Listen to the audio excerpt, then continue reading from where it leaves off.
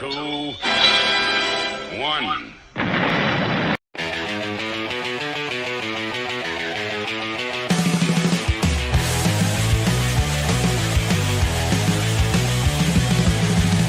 Roll the dice and ride the wave. Quest and dragons, the news we crave. Under neon lights we take a stand. Knights and wizards across the land. Hey, just checking out the new video I made for the intro. It's not like there's anything going on. It's a nice, quiet, almost sunny morning. Just going to have some soup for my sore throat and then call it a day because there's nothing, absolutely nothing. God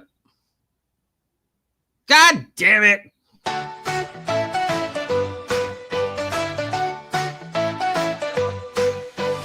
Laughing aloud now, magic in the air. Wands swirl around us, cast away our care. Friends in the hallways, adventures we find. Spells and enchantments, trouble on our mind. That's so wizards, life is a spell we know. We're casting joy and glow, that's a wizard show. She's back.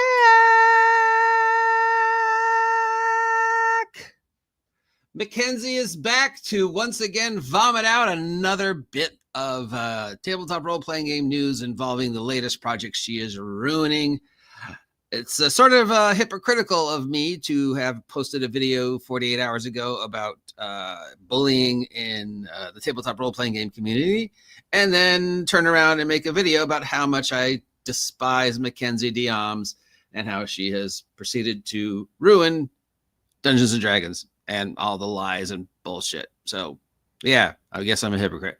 Anyways, Wizards of the Coast dropped a bomb that we're seeing some new subclasses and revamps for existing classes, which, of course, since it's backwards compatible, why do you need to keep changing them?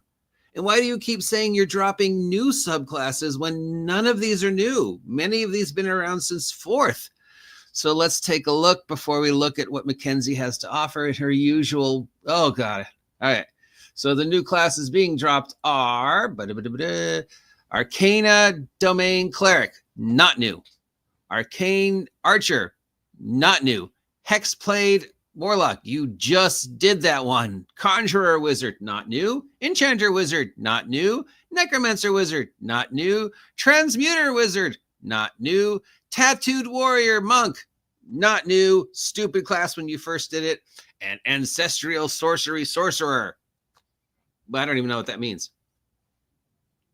The Tattooed Warrior grants the monk access to tattoos. The Ancestral Sorcerer plays on the idea of having powerful magical ancestors that grants them guidance and direction from beyond. The only sorcerer should be the Chaos one or maybe the Dragon one, you know, or other bloodlines. Like Psionicist should be a sorcerer bloodline, okay? They've changed some other stuff, blah, blah, blah, blah, blah, blah, but nothing really amazing. Just more like, okay, well, what can we expect from this based upon what you're saying to us, what the next projects are? Let's go to the genius of the sky herself, the woman who invented the deck of many things, the woman who is the first autistic player in the history of the hobby, the woman who claims she invented Ravenloft now as well, and all these new classes, which she didn't. The woman who stands for all things feminist, who doesn't want to be seen as a manic pixie dream girl, who wants to be respected for her accomplishments, most of which have just been proven. Of course, I'm speaking of the manic pixie dream girl that is Makenzie De Armas. Makenzie, if you don't want to be considered a manic pixie dream girl sex symbol, you should probably stop dressing like a manic pixie dream girl. You've got the manic pixie haircut, the manic pixie glasses. OGGM, you're bullying her. That's hypocritical of you. Didn't you just make a video about not cyberbullying? Yes, I did. And perhaps it is hypocritical of me. But on the other hand, this is the woman who said she invented the deck of many things and that she's the first person who was autistic who ever played D&D and made the first canonical autistic character. Except, of course, that's not true. And there's no way in hell you're the first autistic person to play D&D. And then a couple weeks ago about all the new classes that she invented and how she's going to save Ravenloft. Well, but she's not alone. Oh, no. We've got some other geniuses. Who remembers this lovely young lady? This is the woman who wrote the Vecna adventure that came out earlier this year, ruined the 14-long Vecna storyline that they were building up with the obelisks, presented a brand new Vecna storyline that had nothing to do with the previous Vecna storyline that they'd been building for 14 years with the obelisks, and then proceeded to tell the entire plot on d&dBeyound, therefore making it pointless to buy the product, and tell us that in the adventure, there is absolutely no way the players can lose. No matter what they do, the Railroad Vecna adventure that she wrote could not be, you can't lose. So we've got 11 minutes of Makenzie telling us about the new classes and about all the new changes to Arcana subclasses. But I'm not going to make you suffer through that because I don't believe I'm being cruel. You're being a bully, OGGM. Well, you know what? Considering what she said about people like me, I think she started it. This is a woman who's, white people need to leave the hobby. White people need to die. There's only, people like her. There's nobody else like her in gaming. So yeah, if I'm bullying Makenzie and that makes me a hypocrite, well, I already know I'm going to hell. I don't know who this is. I guess that's the new Todd. So I guess this is the new Todd. This is the woman who wrote the Vecna thing. And we all knew this thing. But responsible for the future of the hobby for the next 5 years. Thankfully, D&D will be dead in 5 years. So hopefully they'll all be gone soon. Why do you still employ her? She just makes you look dumber. All right, well, I'm not going to suffer you guys through that. So what can we expect? We know Makenzie's going to redo Ravenloft. They already said that they were going to redo Ravenloft. We're revisiting Ravenloft next year because they said, now, Hasbro and both Wizards have said that they're going to be redoing nostalgia titles for D&D 5.5. It's just easier. And since they have almost no staff and they fired Chris Perkins, yeah, it's just easier to reprint Ravenloft than it is to make a new thing. When your third-party creators are doing all the new work for you. So yeah, just milk the nostalgia for as long as you can. There's like 512 different versions of Monopoly, guys. So we know Ravenloft's one. And then they announced the Psionics, and we were trying to guess, well, what setting has Psionics besides Eberon? Are we going to redo Planescape? This they just did. Are we, God forbid, going to do Darksun? No. Makenzie, keep your stinking hands off Darksun.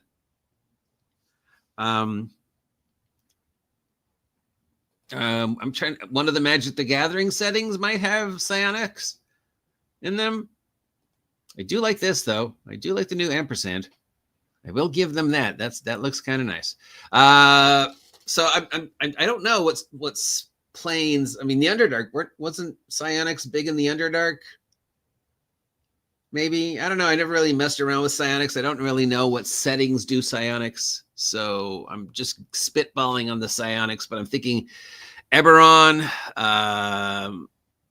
maybe Planescape, maybe one of the Magic the Gathering settings, or God forbid Darksun, because we know Psionics played a heavy part in Darksun. But there are a few other obscure D&D titles they haven't we haven't gone back to Mystaka yet, or the Hollow World, or Mystara, or Birthright, or some of the Spelljammer worlds.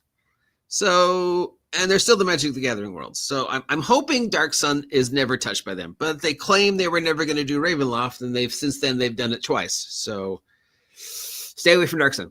And then now they're announcing new Arcane classes and doing additions and changing to Magic. Well, I'm trying to think, what settings could they revisit that have to do with Magic or changing Magic, or where Magic is the main source of things? Because they've already re-releasing the Forgotten Realms, so it can't be part of the Forgotten Realms unless they're adding these to the Forgotten Realms, because I don't think that project is finished yet, though it should be. It can't be for the dragons because that book just came out.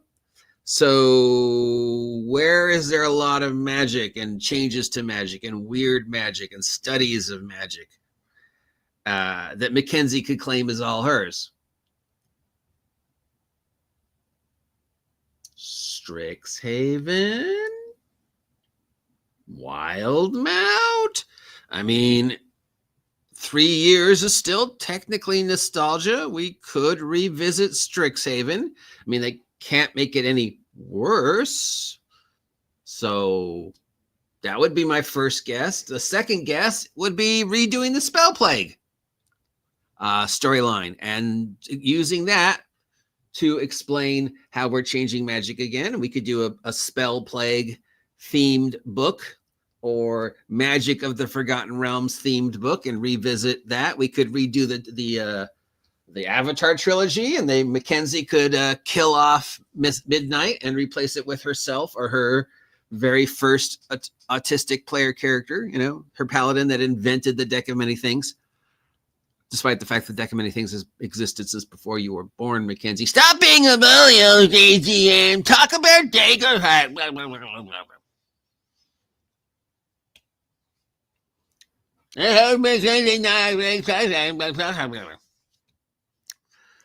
So my best guess is, unless there's Magic the Gathering worlds that they haven't converted yet, because they could still do that. I don't know if those ever sold really well, if there was ever really a big audience for Ravenica and the other ones, but they're out there and they could do them. It wouldn't be my first guess. My first guess would be STRIXHAVEN 2026. Redo it, right?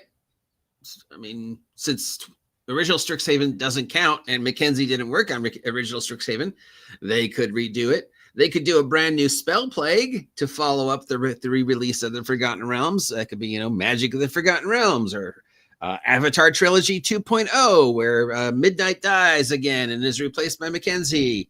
I don't know. What other settings are magic heavy or where magic's different that's connected to D&D? Mazteca?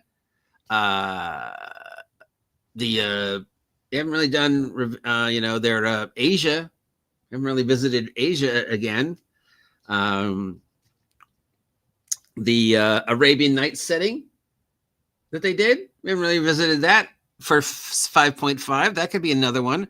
I still feel like it's going to be either Strixhaven, Magic for the Forgotten Realms, or something similar to that. But what other classic adventures deal a lot with magic and magic being changed? There isn't really any. I mean, the closest is the Spell Plague. That wasn't really an adventure, though. It was just, hey, the Spell Plague happened. This is what we're using to explain the changes between that edition and this edition, which was brilliant. I mean, say how awful the Avatar trilogy was, and to the lesser extent, the Spell Plague was. But the idea behind the Avatar trilogy and the Spell Plague was fucking brilliant.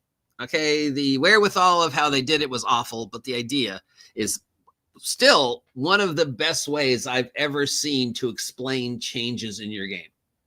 From that edition to this edition, especially when the changes were so drastic that they use the avatars thing to explain why there's so many changes and why the changes are so drastic. The god responsible for that is gone. There's a brand new god, so everything's changed. And when they did it a second time, they used the Spell Plague to explain why magic is different. Magic used to be like this, but because of this thing, magic now operates like this.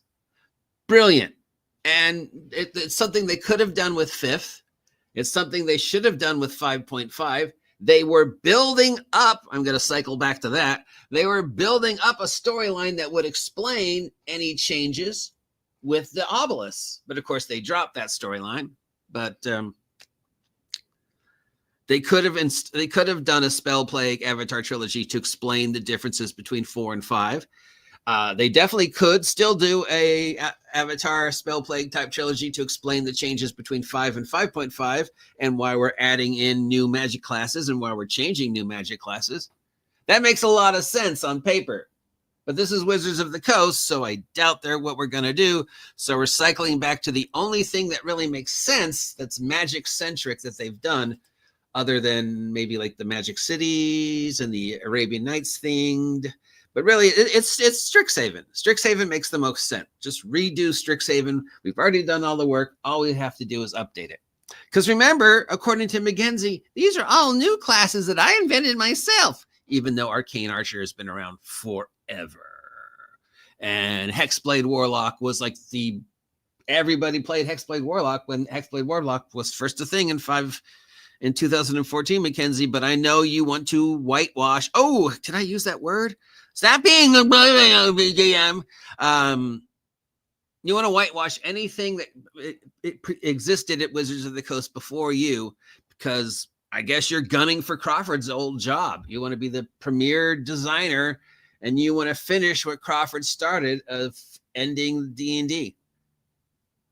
But thankfully, the other individual involved with this brand new project is the same woman who made the Vecna thing and then proceeded to tell you the entire plot of the Vecna thing, therefore making it pointless that you would have to buy the Vecna thing, which totally went against the 14-year storyline that they were building up with the Obelisk and the Vecna thing. Anybody who was following the Obelisk storyline, we were like 99% sure that the Obelisks were all building up to a grand, big Vecna thing. But instead, nope. It's mind flares because we have no original ideas. Instead, we're going to do a completely different Vecna thing that was awful. But don't worry about it because you can't lose. So are any of these things you're excited about for anybody out there who's still playing? Arcane Domain Cleric, a cleric that casts magic user spells. You're the most powerful caster. Why do you need magic user spells? Arcane Archer Fighter. You didn't invent that. It's not new. It's been around forever.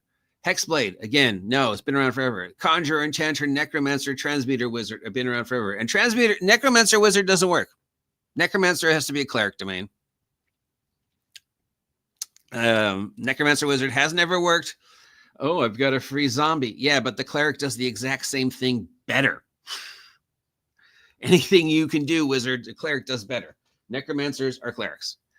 Tattooed warrior monk and the sorcerer that talks to dead people. Hey, Uncle Bill, how do I survive this wizard thing? The only sorcerer, it should be the chaos sorcerer, maybe a few other bloodlines, the dragon sorcerer, but really, yeah, sorcery should be about, magic is the science. Sorcery is the art. So sorcerer should just be all about the chaos. I'm going to do a spell, but I don't know what's going to happen. If I was good to rewrite sorcery, that's how I do it. Warlocks, well, warlocks are evil. I mean, warlock has always been, I summon things from hell. But let's add some other classes because we don't want people to think warlocks are all bad guy. Then you should have just made warlock a bloodline, or you should have made warlock a cleric domain. Oh, I got a class. Do you really want these ding-dongs tarnishing any more old TSR classic settings? I don't want them. I know they're going to because they said they were. Look, we got 6 products this year, 4 products this next year, one of which we already know is a nostalgia, 99% Ravenloft. 4 products for 2027, 2028, 2 products, 2029, 2 products, 2030. No products planned yet because by 2030 it'll be 100% digital and there won't be a Wizards of the Coast. They're always going to need Wizards of the Coast, OGGM. You know what you're talking about. No, they don't. They don't need Wizards of the Coast. Wizards of the Coast does absolutely nothing other than make bad decisions. Hasbro does not need Wizards of the Coast. Magic the Gathering literally makes itself. And they have said they're going to use the AI to make all future D&D products. I don't make this up. It's literally what Hasbro said. Anything going forward is going to be nostalgia products, fluff, and just regurgitating stuff using the AI and then converting it to 5.5, which, of course, we wouldn't have to convert to 5.5 because 5.5 is backwards compatible, right? It's not a new edition. Oh, wait, unless, of course, you count the fact that Jeremy Crawford told Jeannie D it was a new edition. Look, it's 6th edition. It's going to be 6th edition. It's always 6th edition. We still have the June 2027 6X flying over there. We still really don't know what it means, but it's still something Hasbro has planned. D&D 6X June 2027. And we know that by 2030, it's going to be all digital. If there's any future physical product after that, there'll be nostalgia pieces. There'll be collections. There'll be the Elves of the World. Here's 200 pages of elves because we never explained elves before, and all the other shit that Makenzie and Jeremy Crawford vomits out. I feel bad for Daggerheart. I feel bad for anybody who's investing in Daggerheart, who thinks Daggerheart's going to be the next big thing. Right now, it's everybody's talking about it, but the more people talk about it, the more we can see how bad it is. And the fact that they hired Crawford is just simply saying, we want our product to fail. And here, Wizards of the Coast, you cleaned house, you shuffled down, you only have like 3 people working for you. You had a chance to bring in some new blood and say, hey, let's go out with a bang. Let's make D&D something fun again. Let's mend the fence between the old players and the new players and just go back to the way it originally was. A bunch of idiots sitting around a table, rolling dice, having fun. We could have done that. But instead, we'll have Makenzie with her, I'm not a manic pixie dream girl, but I dress like a manic pixie dream girl. Nonsense. Don't be I'm very hypocritical of you. You're talking about cyberbullying. Yep, I'm a hypocrite. Yeah, what else can I say? Stuff nobody wanted for a game nobody's really playing. For a product line that's technically dead.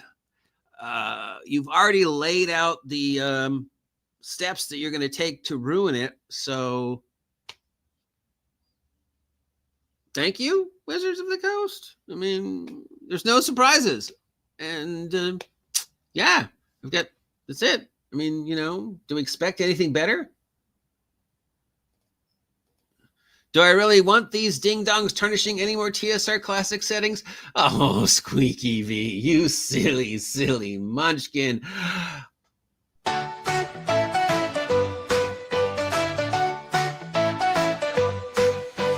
Laughing aloud now, magic in the air. Wands roll around us, cast away our care. Friends in the hallways, adventures we find. Spells and enchantments, trouble on our mind. That's so wizard, life is a spell we know. We're casting joy and glow, that's a wizard show. Mischief in the classroom, potions gone astray. Flying through the quad, now brighter every day. Laughter we cry hard, sneaking out at night. Cloaks in the moonlight, everything feels right.